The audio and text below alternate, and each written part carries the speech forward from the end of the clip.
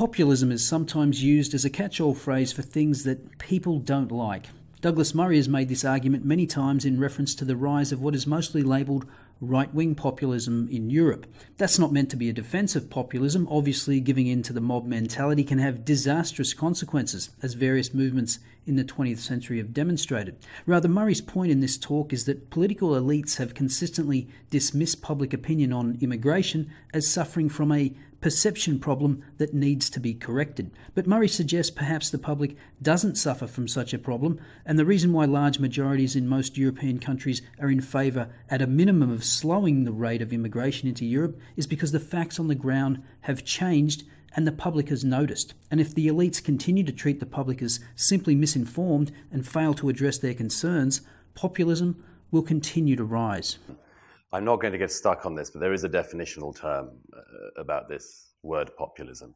And as I say, I'm not going to get stuck on definitions. But the problem with every word that is effectively used as a cordon sanitaire is that there's always a political temptation to extend it slightly further than it should be extended for your own personal short-term political gain. There is a possibility that in some of the cases we're talking about at the moment, that is one of the things that is going on. That it's a useful term to decry anything that is what you don't like, or indeed sometimes anything that is just popular, as we used to call it. The second thing I wanted to mention was the issue of bullet dodging. When I was starting off my career, somebody once said to me, there are two types of journalists who get killed as war reporters: people who've never done it before, and people who've done it all their lives. People who've done it for such a long time that they become slightly blasé about it. And Europe is slightly at risk of that second thing at the moment in relation to this thing, if we agree to call it populism. I mean, last December, everyone celebrates the Austrian Freedom Party loses 46 to 54. And everyone says, hurrah, we've killed the populists. After the Dutch elections in March, they say, thank goodness Geert Wilders' Freedom Party only came second. And then they say, after last night, thank goodness a member of the Le Pen family has only got a third of the French vote. I think we don't keep dodging these bullets. Now, if there's a reason, by the way, that I think this will get a lot worse, and why, if you really want a very, very gloomy prognosis, but nevertheless a page-turner, I refer to all of this in my book. Doom-mongering has never been such fun, as I said. But if there's a reason for that, it is in part because at gatherings like this one, not that there are very many, but gatherings of this nature, absolutely everything that the public is concerned about in these areas is totally off limits. Everything that you would say publicly, everything that can be discussed publicly here, pretty much is off limits from comparison to what the general public think. And let me just give you a couple of very quick examples of that. I was so glad that Zainab and Tony Blair earlier got on to some of this. But just consider the following. These are 3 polls from 2013 in Europe. A poll in 2013 in Germany found that 7% of the German public said they associate Islam at all with tolerance or respect for human rights. A poll that same year in France found that 67% of the French public think that Islam is, quote, incompatible with the French state. And 73% of French in 2013 said that they viewed the religion very negatively. That was, of course, 2 years before the major attacks in Paris and elsewhere. That same year, 68% of the Dutch public said that there is, quote, enough Islam in the Netherlands. And you can agree or disagree with Mr. Orban, but he has the Hungarian populace on his side for the views he takes. And this poses a very serious question for gatherings like this one and political elites and political mainstreams across Europe, because there is a tendency, and I don't wish to abuse the hospitality of my hosts or the previous speaker, but there is a tendency to do what Mr. Blair did earlier, which is to say this is a perception problem. We need to correct the perceptions, effectively, of the public. The public think the wrong thing, we need to correct that. You hear this, I don't want to name the publications, but there are publications in this country and elsewhere that have the same view.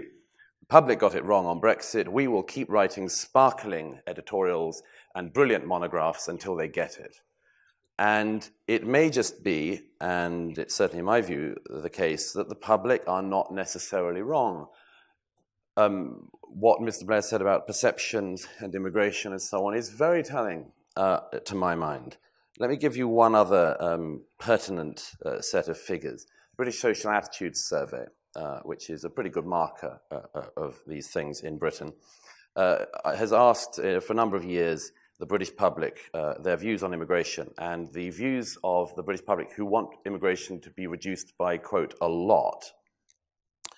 In 2011, 51% of the British public said that.